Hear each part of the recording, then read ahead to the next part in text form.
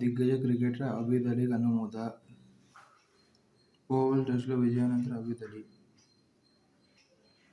క్రికెట్కు మహమ్మదుల్లా వీడ్కోలు. మనకు వచ్చేస్తుంది శాటిలైట్ ఇంటర్నెట్. స్పేస్ ఎక్స్తో ఎయిర్టెల్ జియో ఒప్పందాల నేపథ్యం. హోంశాఖ భద్రతా అనుమతుల తరువాయి. ఇప్పటికే 100 దేశాల్లో స్టార్లింక్ సేవలు. ఛార్జీలే కీలకం. కోరమాండల్ చేతికి ఎన్ఏసీఎల్. యెమెన్లో 20 కోట్లతో 53% వాటా కొనుగోలు. బలూచ్ మిలిటెంట్లందరినీ మట్టుబెట్టాం. వారి చెర్లలో బందీలను రక్షించాం. రైలు హైజాక్ ఘటనపై పాక్ సైన్యం ప్రకటన. 21 మంది ప్రయాణికులు మృతి చెందారని వెల్లడి. రైలు ఇంకా తన నియంత్రణలో ఉందంటున్న మిలిటెంట్లు. డీలిమిటేషన్తో అసెంబ్లీకి 75 మంది మహిళలు. 1.75 లక్షల మంది మహిళలకు పారిశ్రామికవేత్తలుగా తీర్చిదిద్దాలి.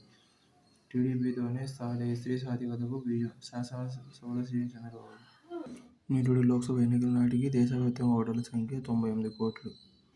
అయితే ఓటు వేసిన వారు మాత్రం 64.64 కోట్ల మంది. అంటే 33 కోట్ల మందికి పైగా పౌరులు మన ప్రజాస్వామ్య ప్రక్రియలో భాగస్వాములు కాలేదు.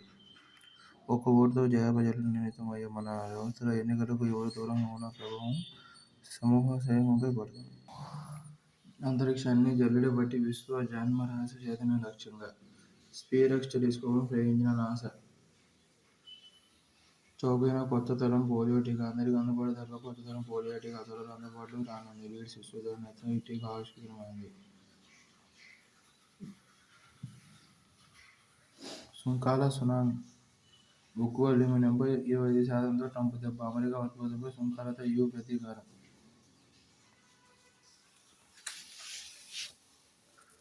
50 అత్యుత్తమ విద్యా సంస్థలు, 9 భారతీయ వర్సిటీలు. క్యూఎస్ ర్యాంకింగ్స్ వెల్లడి.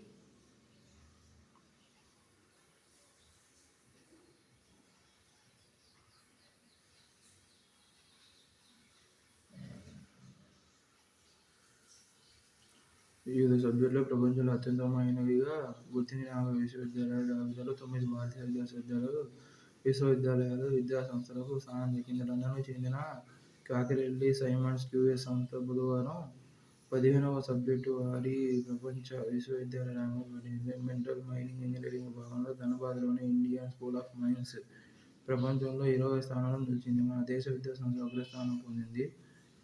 ఇదే విభాగంలో ఐఐటీ బాంబే 28, ఐఐటీ ఖరగ్పూర్ 45 స్థానాలను ఎదుర్కొంటున్నాయి. ఈ రెండు విద్యాసంస్థలు ఇంజనీరింగ్, ఎలక్ట్రికల్, ఎలక్ట్రానిక్స్ విభాగాల్లోనూ తొలి 50 అగ్రశ్రేణి సంస్థల్లో చోటు దక్కించుకున్నాయి.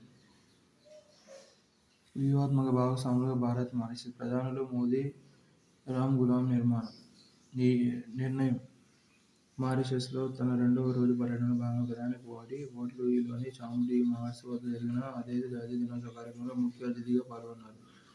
భారత సైన్యానికి చెందిన దళాలు, వాయుసేనకు చెందిన ఆకాశ్ గంగా స్కై డైవింగ్ బృందం కవాతులో పాల్గొన్నాయి. మారిషస్ అత్యున్నత పురస్కారం the grand command of the order of the star and key of the Indian ఓషన్ను ప్రధాని మోదీ బుధవారం అందుకున్నారు. మారిషస్ అధ్యక్షుడు ధనం గోకుల్ ప్రధాని మోదీకి ఆ పురస్కారాన్ని ప్రదానం చేశారు. అస్త్రా మిసైల్ పరీక్ష విజయవంతం. రైలు హైజాక్కు తెర. పాకిస్తాన్, ఉక్రెయిన్కు మళ్లీ అమెరికా ఆయుధాలు. కాల్వల నిర్మాణకు పుతిన్ అంగీకరించాలి. నెలాఖరులో భారత్కు US vice president JD Vance. స్కూళ్లలో ఎయిర్ ప్యూరిఫైయర్లు సమస్యలందరి సిఫార్సు. గ్లోబల్ సౌత్కు మహాసాగర్. మారిషస్ ప్రధాని రామ్ గులాంతో మోదీ చర్చలు. విస్తృత వ్యూహాత్మక భాగస్వామ్యంగా ద్వైపాక్షికంగా ఇరు దేశాలకు మధ్య కుదిరిన 8 కీలక ఒప్పందాలు. మోదీకి మారిషస్ అత్యున్నత జాతీయ పురస్కారం.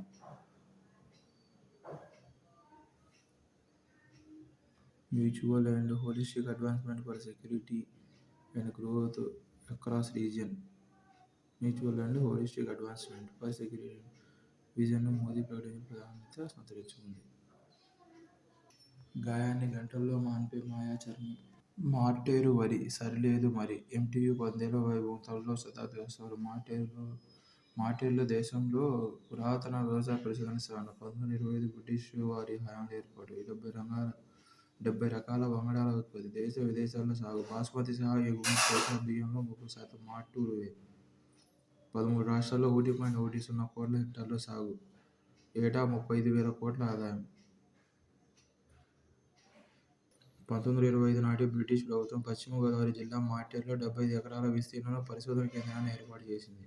నాడు ఫామ్ సూపరింటెండెంట్ పోస్టులతో మొదలై విస్తరిస్తూ వచ్చింది. 2007లో ఏపీ పరిశోధన స్థానంగా గుర్తింపు పొందింది. ప్రస్తుతం ప్రాంతీయ వరి పరిశోధన స్థానంగా ఇక్కడ ప్రిన్సిపల్ సైంటిస్ట్, స్థాయి అధికారితో పాటు 8 విభాగాల్లో 20 మంది శాస్త్రవేత్తలు పరిశోధనలు చేస్తున్నారు.